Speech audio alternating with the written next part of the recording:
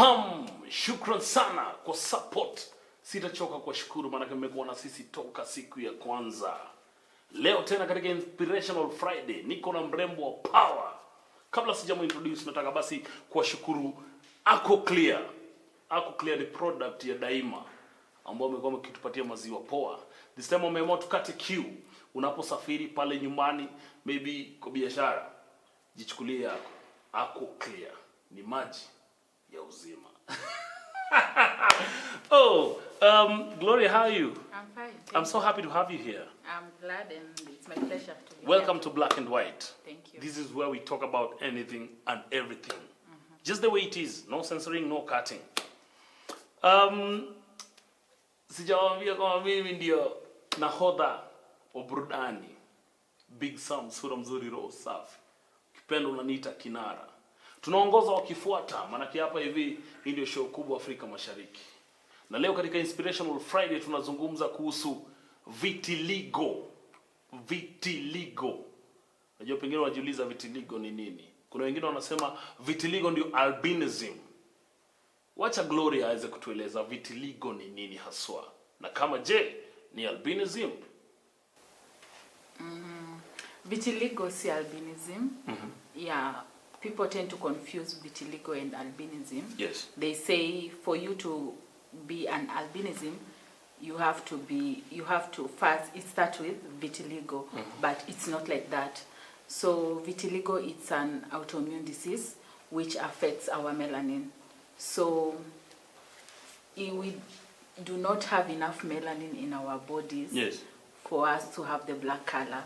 So that's why slowly by slowly our black color diminishes and then we have the white patches. Okay. Yeah. So vitiligo is not albinism. It is not. They are two different things. Very. I hope umeipata clear. Now, let us understand and come to know maybe Gloria ni nani. What does she do?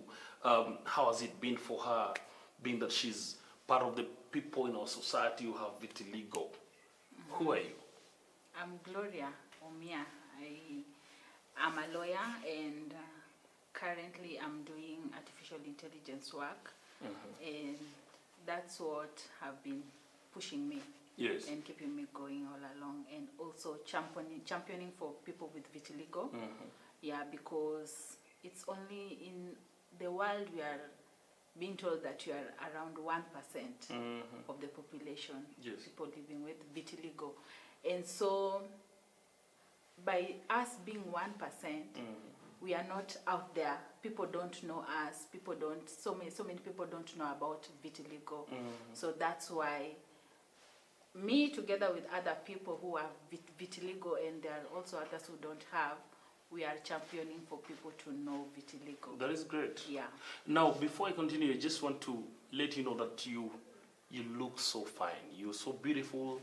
You're amazing. I mean, I'm not saying this to make you feel good. I'm being honest right now. Thank you. You say that you're a lawyer. Yeah. Throughout the school, since when you were young, you had vitiligo. No. Oh. No. When did it start? My vitiligo started when I was in Form 3, yeah, in high school. So I grew up, when I was growing up, I didn't know that I could have vitiligo. But when I was in Form 3, I was in the drama club. And we had gone to nationals in Mombasa. And then my friend saw something around my eyelid and she told me, have you applied eyeshadow? And we are in a Christian school, so you could not apply anything in a Christian school. So she asked me to wash off the eyeshadow, and I tried washing it off. It could not come out. So I told her I have not applied anything and I don't know what this is. So we went back to school, and then it was around closing time. Yes. I went home and I showed it to my mom. And then she took me to hospital, and I was told that I have vitiligo. And I thought it was like any other disease that I could come and go. Yeah. So I was given medication, and it went off around 1 month. That time schools were closing for around 1 month. And then when I was going back to school, It came was, again. it was not there when I was going back to school. But now it developed around my lip. Okay. So I had pinkish lip around the inside part of my lower lip. So I stayed with that for Form 3 until Form 4. So when I finished Form 4, around 2010, I was just okay. But my lips were the one which was starting to develop now. 2010, 2011, until 2012, that's when I started noticing the mark that was on my eye. It started again. So it started again, and my lower lip was now all pink. I loved it that way. I love it till now. And then my neck also started. Okay. Yeah, so it was a gradual process. And I used to go to the hospital most of the time, and I will be given medication once in a while, and then it will go away. When I'm on medication, it goes away. But when I'm not taking any medication, it comes back. So it has been like that since 2007, and then in 2012, around there, mid-2012, it went away again. And then until 2013, 2014, now when I started working, Yes. that's when it started to come back, slowly by slowly. But then in 2015, I lost my brother. So when I lost my brother, the stress, all of it came, and then the vitiligo just blew up. Yeah, so You chose not to take medicine anymore. I You're stressed. yes, because we are told that if you are stressed, the vitiligo will spread much quickly. Okay. Yeah, that is one factor that maybe people don't know, but it is there. So when you are stressed, It blows. Yeah, it spreads quickly. Okay. Yeah, and Throughout also, schooling, did you face or maybe go through discrimination, or people looked at you differently?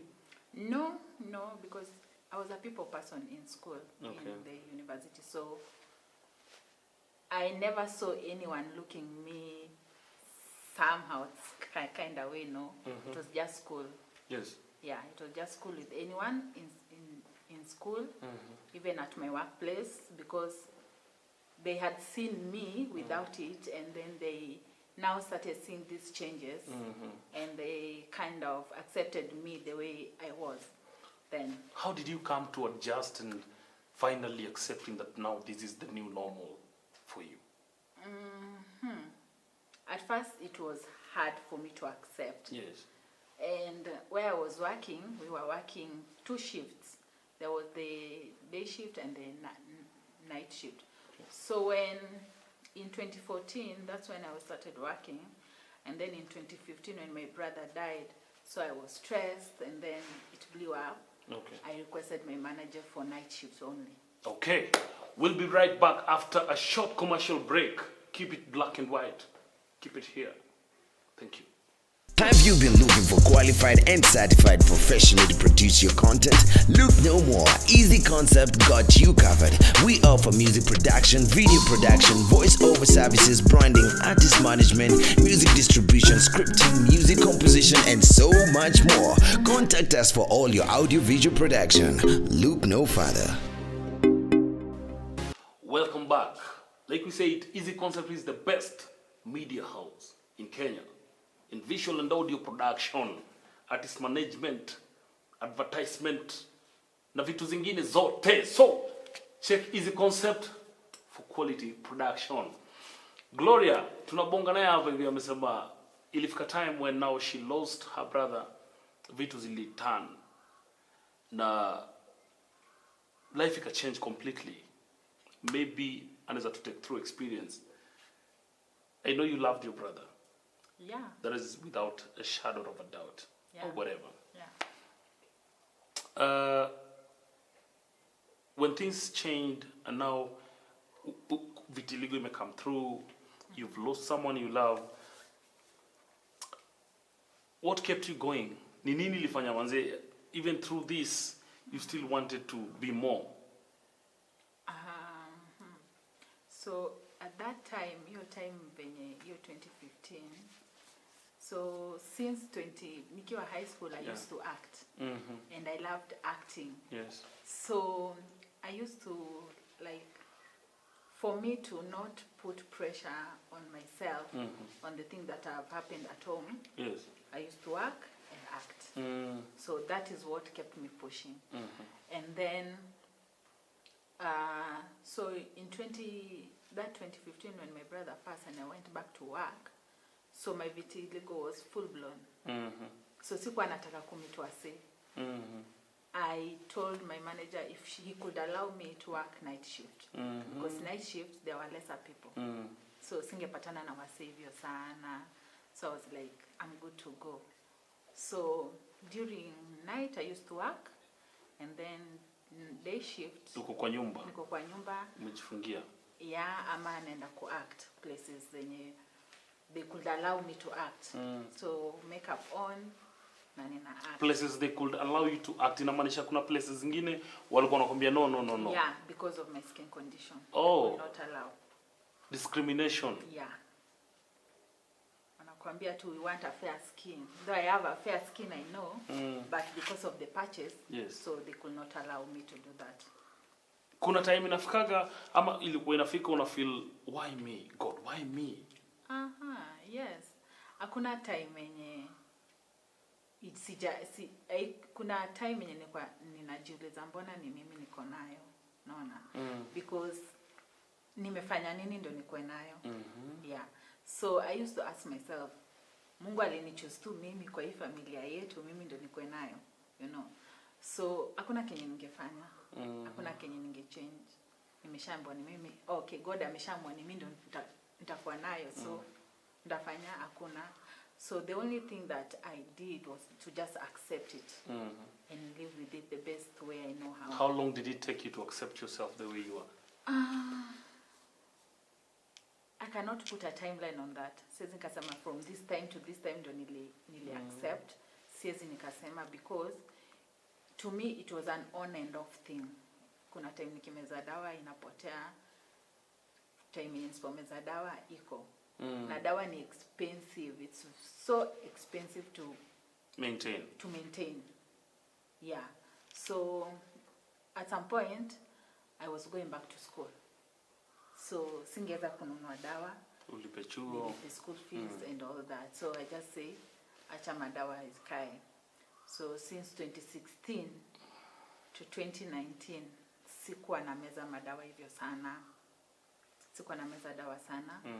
Until 2020, late 2019 and early 2020, kuna place nilikuwa naenda for exercise, and then I met a certain lady. Yes. Akanishow pia yako na vitiligo, but kuna madawa zenye anachukua. And hapo mbeleni tukua tunaenda kwa mahosi mob. Hosi unasikia consultation ni 3K, madawa maybe ni almost 10K and above. So ni venye alikuwa ananiambia about your dawa, in my mind it registered back to how many dermatologists that I have visited na ni mob. So I was like, wacha tunayo story. Yeah. So she told me kuna dawa zenye alikuwa anameza yenye imereduce yake. Nikamwambia ni text too, I will see if I will take them. Ndio tu your story ishe. Yeah. Not to bash her or anything. Yeah, so venye aliniambia hivyo, I kept the message na mimi nikaenda home. So around 2020 venye nilienda ushago, I had already graduated and niliacha job. So nikaenda ushago ku relax. Yeah. So venye nimefika ushago kukakuwa na lockdown. So singeweza kurudi Nairobi. So I was like, okay, so nitafanya nini, acha nikae ushago. So nikakaa ushago, nilikuwa nafanya job ingine online. So as I was doing that job, nikatumana madawa zenye msana aliniambia. Nikaletewa nyumbani, and then now I started taking them, and then ikaanza kupotea for a while. So ilipotea since 2020 March until September, ilikuwa imeanza kupotea. So kenye nilikuja kujua baadaye mbona imepotea, nilikuwa na meza hizo vitamins na jua. So kuna jua enye ikikupiga ya asubuhi, ya asubuhi ama ya jioni, sio ya ikifika hapo saa 4, hiyo jua ni mbaya. Hii jua yenye tunaambia, ile jua tunaambiwa watoto hijua kaote. Yeah, hiyo jua ya asubuhi na ya jioni. Ya 5-6. Yeah, hiyo ni poa, but hii ya katikati ikikuchoma uta turn pink. Hata hiyo ya asubuhi ukikaa sana kwa hiyo jua, you will turn pink for a while. So I started turning pink for a while, and then ikaanza kupotea. Those people who know me, they can say that from 2021, early 2021, it was going away until this year, February there, it became full blown again, because in December I had H. pylori, so I stopped taking the medication that I was taking, and I concentrated on the H. pylori medication. So that, I don't know if it's that medication or any other thing that prompted the vitiligo to to blow again. I don't know, but yeah, so I stopped taking the vitamins and concentrated on the. Ukiwa ushago huko, unajua huko ushago kuna kuwa na maneno mingi. You understand? Sana. Yeah. Ushago, vitu zenye huwa ninaambiwa ni mingi sana. Nimerogwa, sijui nimefanyiwa nini. Kuna kitu sijui na Kijaluo inaitwa agoi, sijui, I don't know what that is. So naambiwanga niko na hiyo, ama niko na nimerogwa, ama ni mtu anafanya kitu yenye nikuwe na vitiligo.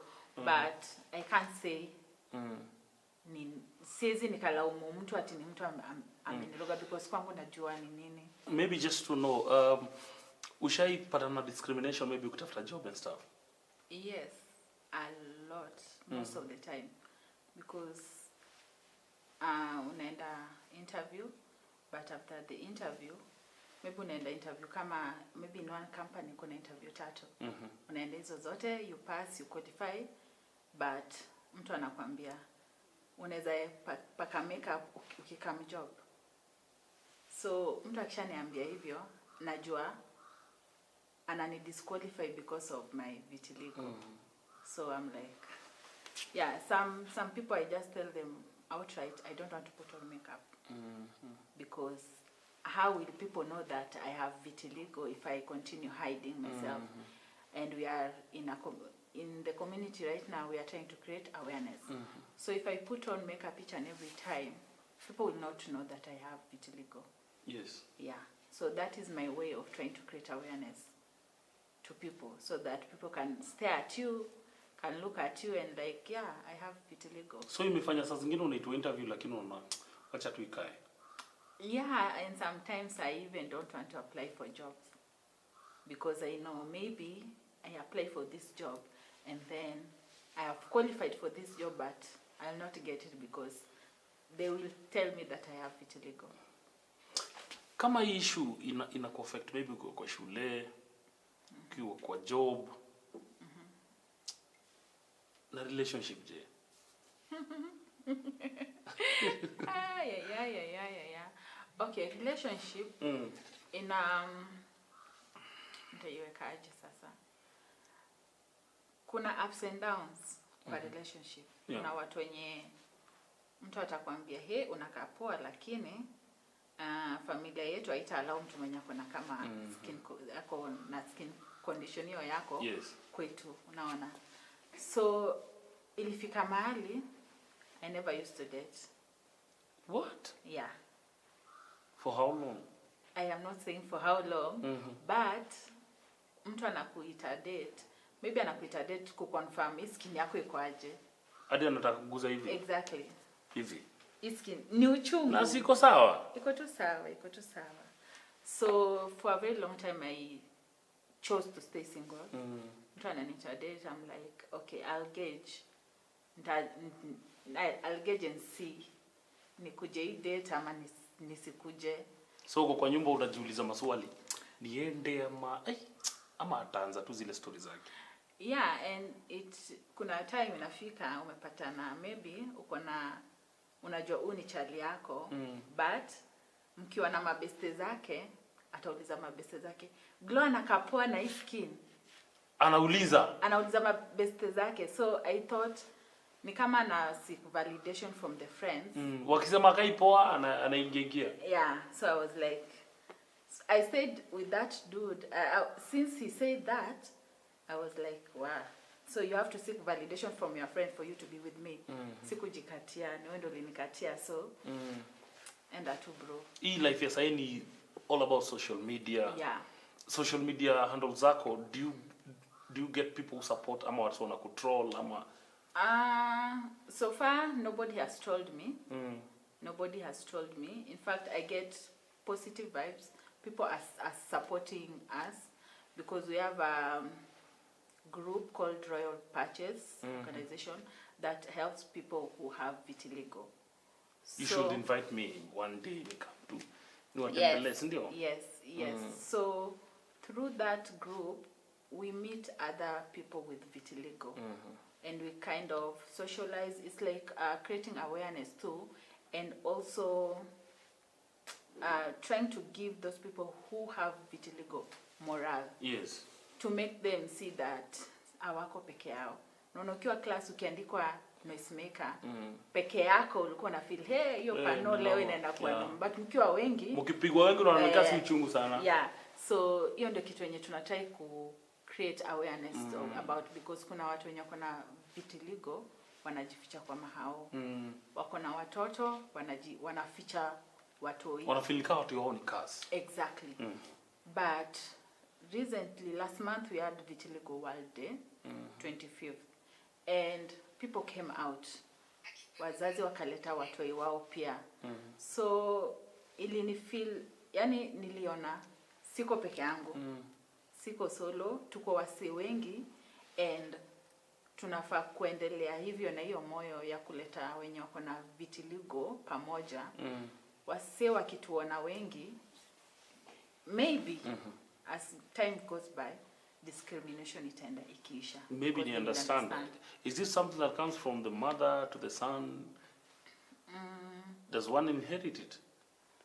At some point I can say, people don't really know how one gets vitiligo, but to some extent you can see that most of the people have inherited it from maybe, there's a friend of mine who the grandma had it. And now the mother did not have, then now she has it, but her kids doesn't have. You see, I can say it can be transmitted from the parents. Maybe in your lineage, if somebody had it, there are chances of a person in your family will have it too. What is your support system like?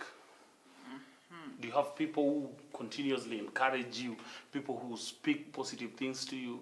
Ama wewe unakuwa tu komando? At some point I could say mimi ni komando because nilikuwa naambia wase mimi ni msupu na hakuna kenye utaniambia. Wewe ni msupu? Na hakuna kenye utaniambia. So wewe ni msupu sana. Si hata hiyo okay, it's not like ati unaambia wase wewe ni msupu. Yeah. So that was my anchor. So my support system, I have very good family. Yeah. They support me in any way that I want. My mom, kudos to her. Yeah, and my sisters, my brothers, I've never seen them looking me in a kind of a way like, wewe sio wetu ama nini. No. Friend-wise, I have good friends and bad friends. You dropped some friends. I dropped some friends because unaweza pata mnapiga picha na wase, hey, Gloria atakropiwa. You're not serious. Or hiyo picha haitapostiwa. Come on. Yeah. True. Kuna watu kama hao tu wako tu hii dunia. Yeah. Wako. And you still call them friends. Okay, at some point unachana na wase, unaona, unaenda you have to evaluate what kind of energy are you bringing to me. Yeah. So if your energy is negative, hey, tembeanga tu kiasi. Today I'm taking photos with you and I'll post them on all my social media platforms. Not so that you may feel good. Yeah. No. Just to let people know that in the patches there's beauty. Yeah. I mean, I don't even know why people look at you differently. It's okay, let me not just say this. Watu wanasema tu juu ni kwa show and blah blah blah. Nikimalizia, what do you want, what would you want to tell people out here about vitiligo? Not just vitiligo, but about people living with vitiligo. This is now on you, to them, this camera. Tell them, camera. Yeah. So the people living with vitiligo, that is my community. You should not feel ashamed. Mungu alisema ukwe nayo, usifikirie, yani hizo vitu zenye watu wanakuambia, achana nayo. Just block anything that people say about you, about your skin, and live your life. Find people who will encourage you to live your life smoothly. Ukipata watu wenye wanakuwekea vikwazo and all that, it will only add up to your stress. And the first thing that a person mwenye amejiona kuna vitiligo, what they want is support. Yeah. Kuna watu wenye wanataka treatment and all that. What they want, the support. If you find that a person is not giving you the support that you need at that time when you have found out that you have vitiligo, Yes. just cut them off. Cut them off. Don't think any other. Unapologetically. Yeah. Let them go. Let them go, and along the way, you will find other people who value you the way you are. So move on with those people, because they will be adding so much positive things in your life, unlike if you had the people who will be bashing you, talking bad about you. Yeah. In our creative environment, we are looking forward to having people like you, people living with vitiligo, people who are able differently, not just disabled, they are able differently, to come out and do whatever it is that they can do. Because the space is full of people who feel like they are more human than others. Yeah. But we want to encourage you and encourage people like you to come out and occupy this space. Be it a dancer, a singer, a YouTuber, whatever. We just want them to come through, because I feel like you people have more than what we have. It's only that the space is not enough. No, the space is enough, but people are making it look like it's not. It's smaller on So, our side. yeah, as we finish the show, as we wind up, I just want you to talk to these people again on this camera. Give them your social media handles, maybe if it is okay with you.